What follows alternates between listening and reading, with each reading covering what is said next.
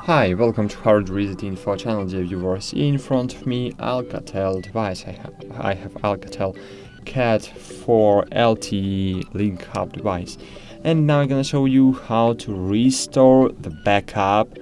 On this router after factory reset. To do it, you need to open the management, then scroll down this left panel and find here backup and upgrade, find upload backup, select the file with your backup. Of course, first you need to create the backup if you have not created the backup, so you can't restore it.